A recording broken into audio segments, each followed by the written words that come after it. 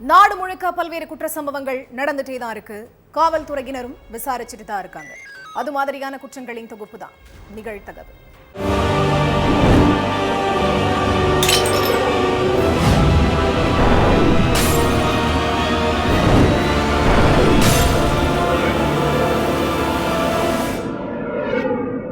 நிகழ்தகவு. 2 குழந்தைகளுக்கு தாயான பெண்ணுடன் தகாத உறவு. கணவன் இல்லாத இடத்தை நிரப்பிய ராமநாதபுரம் கொத்தனார். குடிகாரனுடன் கூட்டு வேண்டாம் என கண்டித்த தாய். கல்யாணத்துக்கு முட்டுக்கட்டை போட்ட தாயை கழுத்தை அறுத்த கொத்தனார். கொத்தனாரின் கொலை வரிக்கு என்ன காரணம்? நடந்தது என்ன?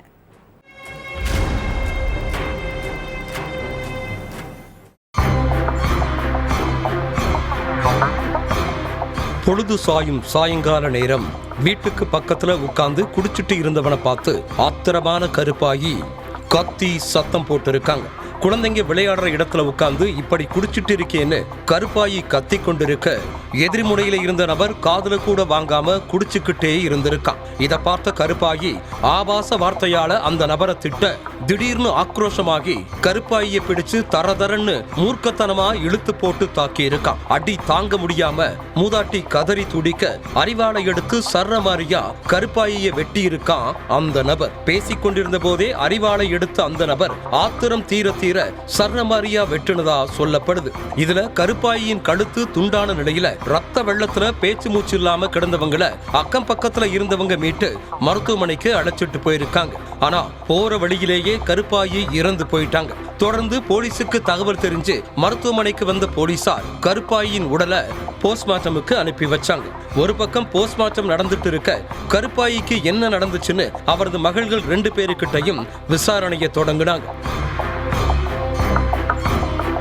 ராமநாதபுரம் பட்டினம் காத்தான் போக்குவரத்து நகர் பகுதியைச் சேர்ந்த கருப்பாயின் மூத்த மகள் திவ்யாவின் நடவடிக்கை தான் தாய் கருப்பாயி கொலை செய்யப்படும் அளவுக்கு கொண்டு போயிருக்கு.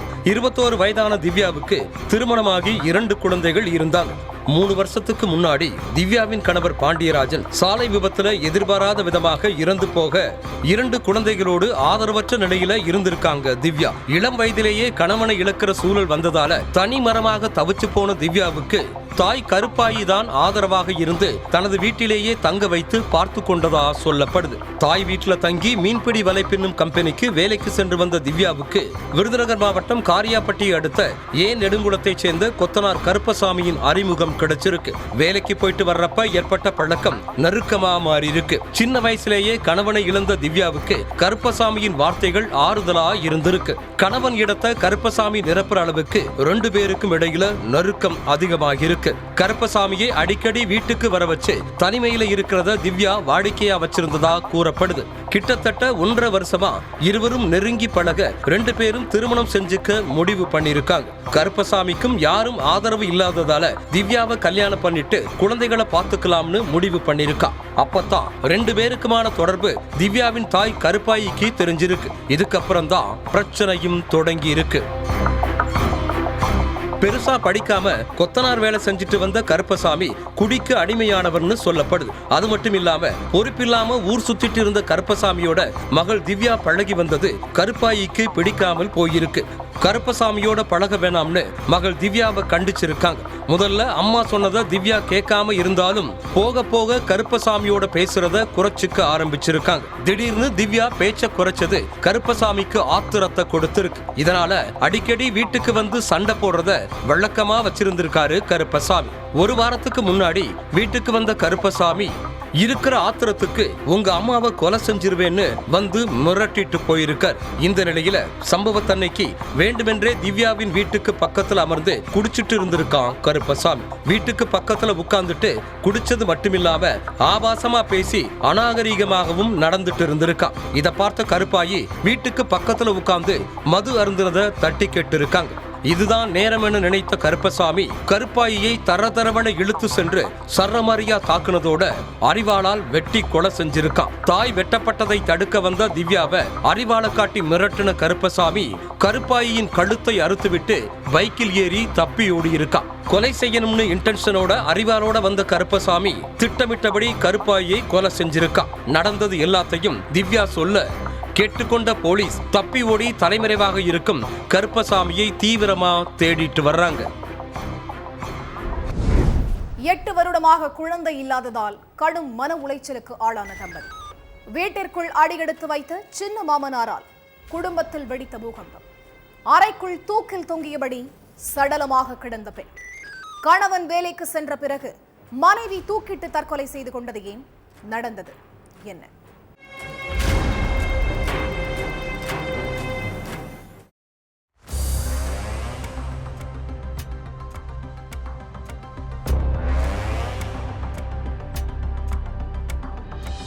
காலை 9 மணி இருக்கும். எதிர் வீட்டில் உள்ள தன்னோட மகள் என்ன செய்யறாங்க, சாப்பிட்டாச்சான்னு கேட்க வீட்டுக்கு போயிருக்காங்க தாய் சுஜாதா.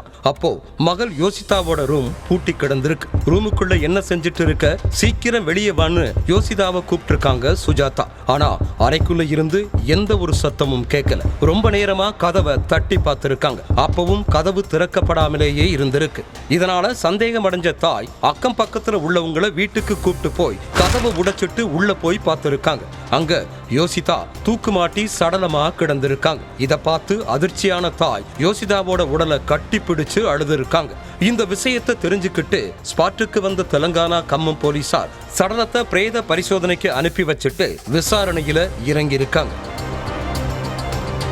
ஸ்ரீனிவாஸ் நகரை சேர்ந்த நவீனும் யோசிதாவும் எதிர் வீட்டுல வசிச்சுட்டு இருந்தாங்க. ஆரம்பத்துல நட்பா பழக ஆரம்பிச்ச 2 பேருக்கு இடையில காதல் ஏற்பட்டிருக்கு. 2 பேரும் வெவ்வேறு சமூகமா இருந்தாலும் வீட்டுல பெரியவங்க சம்மதத்தோட 8 வருடங்களுக்கு முன்னாடி கல்யாணம் பண்ணிக்கிட்டாங்க. நவீன் ஒரு பிரைவேட் கம்பெனியிலையும் யோசிதா பக்கத்துல உள்ள ஹாஸ்பிட்டல்ல நர்ஸாவும் வேலை பார்த்துட்டு இருந்தாங்க.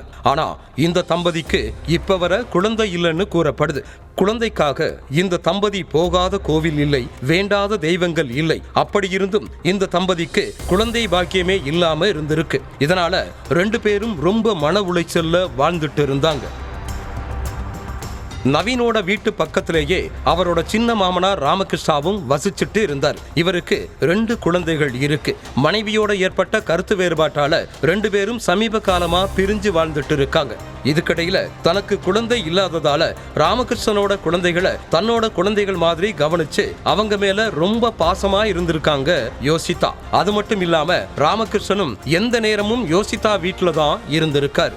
மனசுக்குள்ள காம வெறியோட இருந்த சின்ன மாமனார் ராமகிருஷ்ணன் யோசிதா கிட்ட தப்பா நடந்துக்க ட்ரை பண்ணிருக்காரு. அது மட்டும் இல்லாம யோசிதாவோட ரூம்ல ரகசிய கேமராவை வச்சு ராமகிருஷ்ணன் அவங்க குளிக்கிறதையும் அவங்க உடை மாத்துறதையும் வீடியோ எடுத்து வச்சு மிரட்டி இருக்கார். உனக்கு கல்யாணமாகி 8 வருஷம் ஆகிருச்சு, இப்ப வர உனக்கு குழந்தை இல்லை, உன் கணவனால உனக்கு குழந்தையை பெற்றுக் கொடுக்க முடியாது, அதனால நீ அவனை விட்டுட்டு என் கூட வந்துரு, நம்ம 2 பேரும் சந்தோஷமா வாழலான்னு சொல்லி இருக்கார். நீ என் கூட தனிமையில இருக்கலன்னா உன்னோட நிர்வாண வீடியோவை சோசியல் மீடியாவுல பரப்பி விட்டுருவேன்னு சொல்லி மிரட்டியும் இருக்கார்.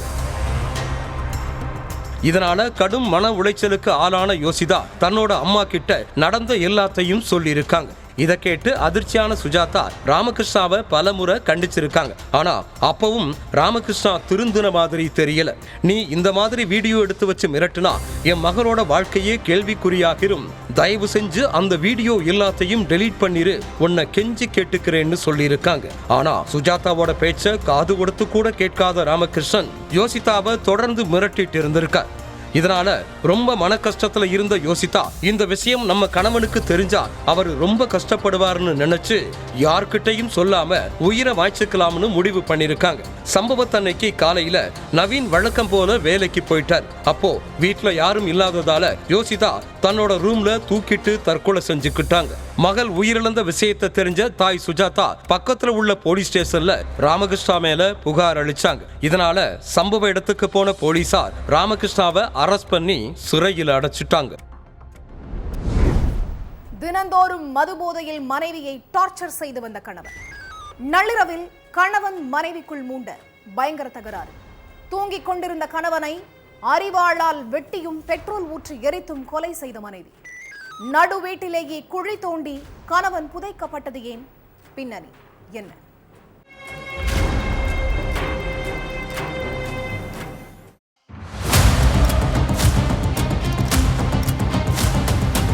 வீட்டுல சமையல் வேலைகளை பார்த்துட்டு இருந்திருக்காங்க சுர்ஜி.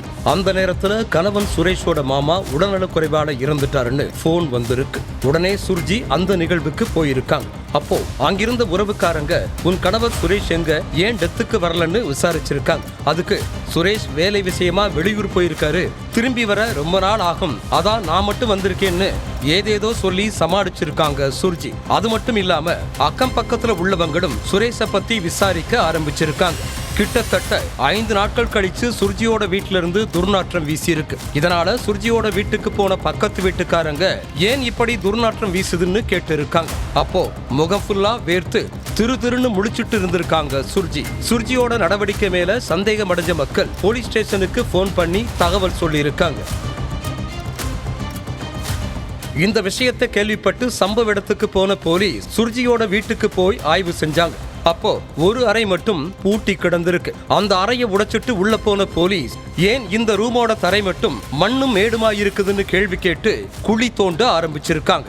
அதுல பாதி எரிஞ்சு அழுகுன நிலையில சுரேஷோட சடலம் கிடந்திருக்கு. அதை பார்த்து அதிர்ச்சியான போலீஸ் சடலத்தை போஸ்ட்மார்ட்டத்துக்கு அனுப்பி வச்சாங்க. அடுத்து சுர்ஜிய தங்களோட கஸ்டடியில் எடுத்து விசாரிக்க ஆரம்பிச்சாங்க. அதுலதான் சுரேஷ் ஏன் கொலை செய்யப்பட்டார், கொலையாளி யார் அப்படிங்கிற முழு விவரமும் தெரிய வந்துச்சு.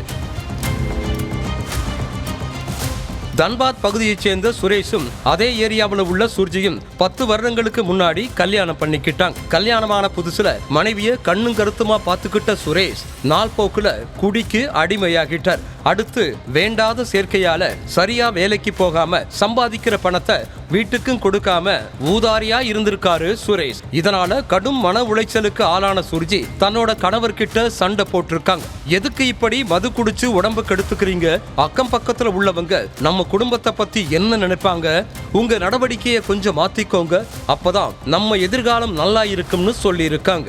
ஆனா மனைவியோட பேச்ச காது கொடுத்து கூட கேட்காத சுரேஷ் எந்த நேரமும் மது போதையில மிதந்துட்டு வீட்டுக்கு அடங்காம இருந்திருக்கார். அது மட்டும் இல்லாம அதே ஏரியாவில் உள்ள ஒரு இளம்பெண் கூட சுரேஷுக்கு பழக்கம் ஏற்பட்டிருக்கு. கணவனோட தகாத உறவு விஷயத்தை தெரிஞ்சுக்கிட்ட சுர்ஜி அவர்கிட்ட சண்டை போட்டிருக்காங்க. கட்டுன மனைவி நான் உயிரோட இருக்கும்போது எதுக்கு அந்த பெண் கூட தொடர்புல இருக்கீங்கன்னு கேட்டிருக்காங்க. அதை கேட்டு கடுப்பான கணவன் நான் யார் கூடவும் பேசுவேன் பழகுவேன், அதை கேட்க நீ யாரு, விருப்பம் இருந்தா என் வீட்டுல இரு, இல்லன்னா வீட்டை விட்டு வெளியே போன்னு சொல்லி சர்ரமாரியா தாக்கி இருக்கார். இதனால சுர்ஜி கடும் மன உளைச்சலுக்கு ஆளாகி இருக்காங்க. சம்பவத்தன்னைக்கு ஃபுல் போதையில வீட்டுக்கு வந்த சுரேஷ் வழக்கம் போல மனைவியை போட்டு சர்ரமாரியா தாக்கி இருக்கார். இதனால கோபத்தோட உச்சத்துக்கே போன சுர்ஜி கணவனை கொலை பண்ண முடிவு செஞ்சிருக்காங்க. அந்த நேரத்துல சுரேஷ் தன்னோட ரூம்ல தூங்கிட்டு இருந்தார். கணவன் ஆழ்ந்து தூங்கிட்டு இருந்ததை தெரிஞ்சுக்கிட்ட மனைவி வீட்டுல இருந்த அரிவாளை வச்சு அவரை சர்ரமாரியா வெட்டி இருக்காங்க. அடுத்து அவரோட உடல்ல பெட்ரோல் ஊற்றி எரிச்சு துடிதுடிக்க கொலை செஞ்சிருக்காங்க. சடலத்தை எப்படி டிஸ்போஸ் பண்றதுன்னு தெரியாம இருந்த சுர்ஜி வீட்டுக்குள்ளேயே மண் வெட்டி கோடாரிய வச்சு சுரேஷை குழி தோண்டி புதைச்சிட்டாங்க. விசாரணையை தொடர்ந்து சுர்ஜியை கைது செஞ்ச போலீஸ் அவங்க கிட்ட விசாரிச்சுக்கிட்டு இருக்காங்க. சுடுகாட்டில் அரிவாளுடன் நின்று கொண்டிருந்த 3 பேர் ஓட ஓட ஆட்டோ டிரைவரை துரத்திய கும்பல். உடலில் வெட்டுக்காயங்களோடு சடலமாக கிடந்த கொடூரம். பெற்ற தந்தையே மகனை ஏவி விட்டு ஆட்டோ டிரைவரை கொலை செய்ய தூண்டியது ஏன், பின்னணி என்ன?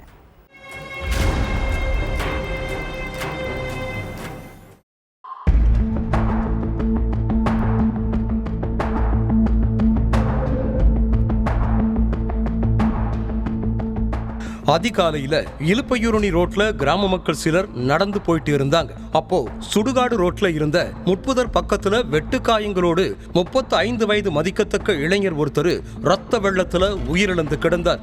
சடலத்தை பார்த்து அதிர்ச்சியான கிராம மக்கள் போலீஸுக்கு போன் பண்ணி தகவலை சொன்னாங்க. இந்த விஷயத்தை கேட்டு ஸ்பாட்டுக்கு வந்த போலீஸ் சடலத்தை மீட்டு போஸ்ட்மார்ட்டத்துக்கு அனுப்பி வச்சாங்க.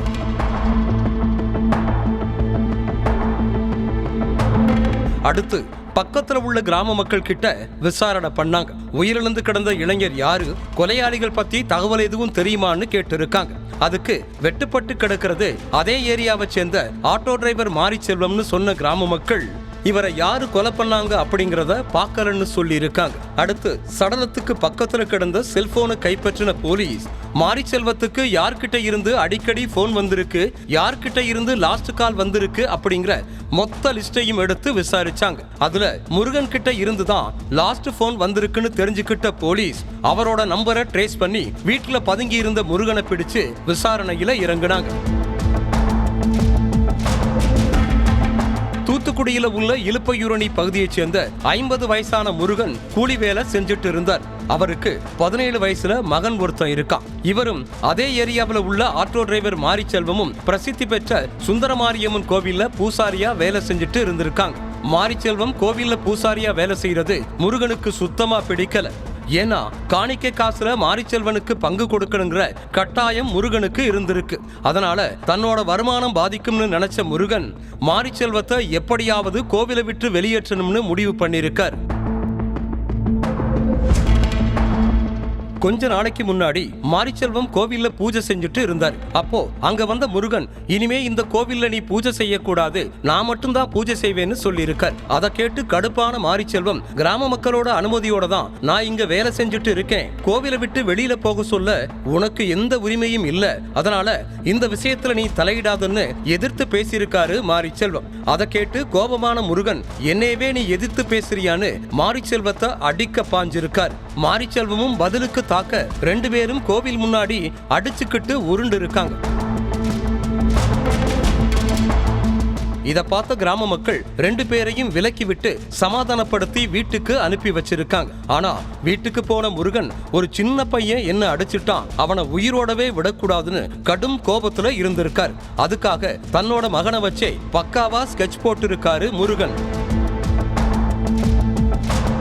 சம்பவத்தன்னைக்கு மாரிச்செல்வத்தோட வீட்டுக்கு போன 17 வயசு சிறுவன் கோவில் பிரச்சனையை பத்தி பேச, எங்க அப்பா உங்களை நேர்ல வர சொன்னாரு, அதனால நீங்க பக்கத்துல உள்ள சுடுகாட்டு ரோட்டுக்கு வந்துருங்கன்னு சொல்லிட்டு கிளம்பி இருக்கான். அந்த சிறுவனோட பேச்சை நம்பி மாரிச்செல்வமும் சம்பவ இடத்துக்கு போயிருக்கார். ஆனா அங்க முருகனும் அவரோட 17 வயசு மகனும் மற்றொரு சிறுவனும் அறிவாரோட நின்னுட்டு இருந்திருக்காங்க. அதை பார்த்து பயந்து போன மாரிச்செல்வம் தன்னோட உயிரை காப்பாத்திக்கிறதுக்காக ஓடி இருக்கார். ஆனா விடாம துரத்துன அந்த கும்பல் அவரை சரமாரியா வெட்டி கொன்னு இருக்காங்க. இதுல ரத்த வெள்ளத்துல சுருண்டு விழுந்த மாரிச்செல்வம் சம்பவ இடத்திலேயே உயிரிழந்துட்டார். அடுத்து முருகன் தன்னோட வீட்டுக்கு போயிட்டார். முருகனோட 17 வயசு மகனும் மற்றொரு சிறுவனும் மதுரையில உள்ள உறவினர் வீட்டுல பதுங்கிட்டாங்க. முருகன் தான் இந்த கொலைக்கு முக்கிய காரணம்னு கண்டுபிடிச்ச போலீஸ் அவர்கிட்ட வாக்குமூலம் வாங்கி கொலையாளிகளோட செல்போன் நம்பரை ட்ரேஸ் பண்ணி 2 சிறுவர்களையும் பிடிச்சிருக்காங்க. மாயமான 8 மாதத்திற்கு பிறகு எலும்புக்கூடாக மீட்கப்பட்ட பெண், கல்குவாரிக்குள் வீசப்பட்ட சடலம், சந்தேக பித்து பிடித்து காதலி கழுத்தை நெரித்து கொன்ற காதலன், பிணம் தண்ணீரில் மிதக்காமல் இருக்க காதலன் போட்ட பிளான், கொலையில் முடிந்த 3 வருட காதல், அதிர வைத்த பகீர் சம்பவத்தின் பின்னணி என்ன?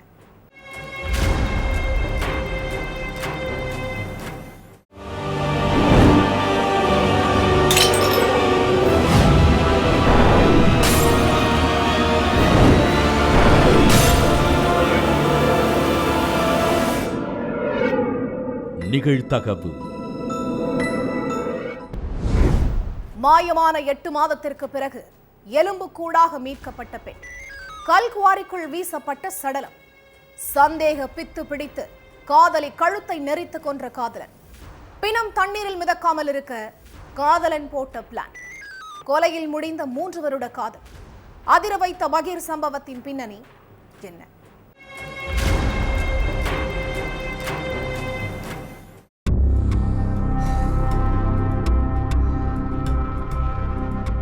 எட்டு மாசம் முன்னாடி இருக்கும்.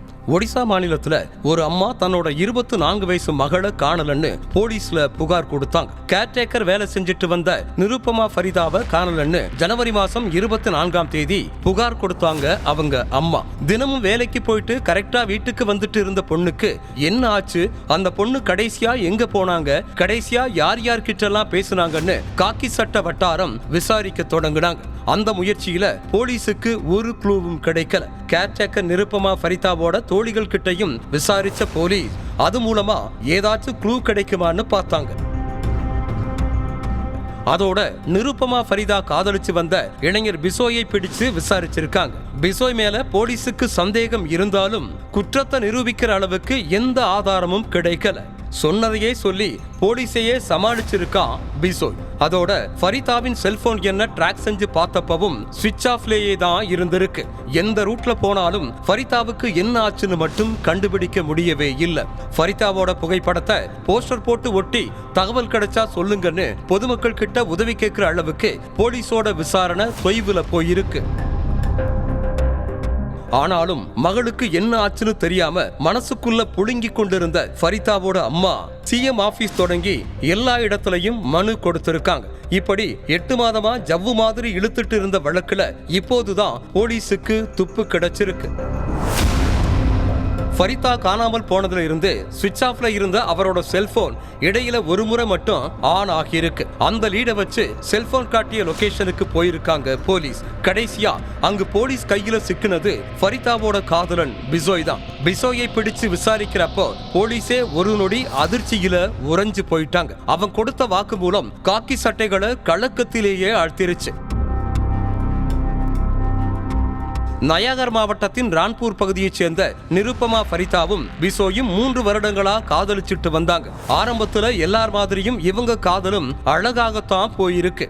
2 பேரும் மணிக்கணக்கில் செல்போன்ல பேசுவது, தனிமையில் பொழுதை கழிப்பது என மகிழ்ச்சியாகவே இருந்திருக்கிறார்கள். இந்த காதல் ஜோடிக்கு நடுவில் சந்தேகம் நுழைஞ்ச பிறகுதான் எல்லா பிரச்சனையும் வந்திருக்கு. நாளுக்கு நாள் பிசோயின் சந்தேகம் எல்லை மீறி போக காதலி ஃபரிதா நிம்மதி இழந்து தவிக்கிற நிலை வந்திருக்கு. காதலனின் சந்தேக பித்தினால பைத்தியம் பிடிக்கும் அளவுக்கு நிம்மதியை இழந்த ஃபரிதா காதலன் பிசோயிடம் பேசுவதை தவிர்த்து வந்ததாக சொல்லப்படுது. காதலிக்கு வேற நபரோட தொடர்பு இருக்கும்னு யோசிச்சு சண்டை போட்ட பிசோயோட தொல்லை தாங்க முடியாத அளவுக்கு போயிருக்கு. அதோட விரக்தியில தான் காதலியை கொலை செய்யற அளவுக்கு போயிருக்கா பிசோய். சம்பவத்தன்னைக்கு பாசமா பேசுற மாதிரி பேசி நிருபமாவை தனியா அழைச்சிட்டு போயிருக்கான் பிசோய். சோசியல் மீடியாவில் வீடியோ அப்லோட் பண்ண ஷூட்டிங்கிற்கு போகலாம் என அழைத்த பிசோயை நம்பி நிருபமா செல்ல அங்கு போன பிறகு நடந்த கதையே வேறு. காதலி ஃபரிதாவை கழுத்தை நெரித்து கொலை செய்த பிசோய் காதலியின் உடலை கல்குவாரியில் வீசியிருக்கிறார். கல்குவாரியில் ஆழம் இல்லாத இடத்தில் செடி கொடிகள் மண்டி கிடந்த இடத்தில் காதலியின் சடலத்தை வீசியிருக்கிறான் பிசோய்.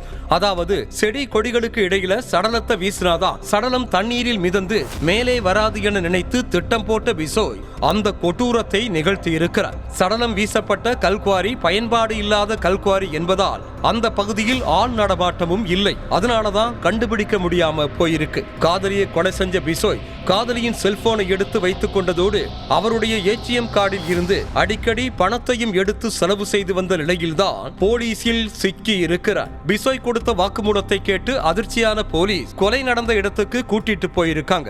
8 மாதம் தண்ணிக்குள்ள சகதிக்குள்ள கிடந்த நிருபமாவின் உடல் அழுகி போய் எலும்பு கூடு மட்டும்தான் மிஞ்சி இருந்திருக்கிறது. அந்த எலும்பு கூடுகளை மீட்டு DNA பரிசோதனை செஞ்ச போலீஸ் அது நிருபமாதான் என்பதையும் உறுதி செஞ்சாங்க. கொலையாளி பிசோயை கைது செஞ்ச போலீஸ் அவனை சிறையில தள்ளி இருக்காங்க.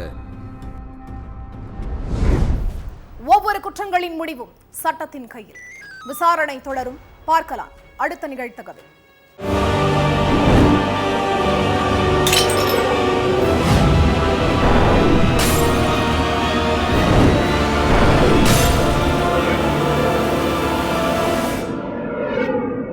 நிகழ்த்தகவு.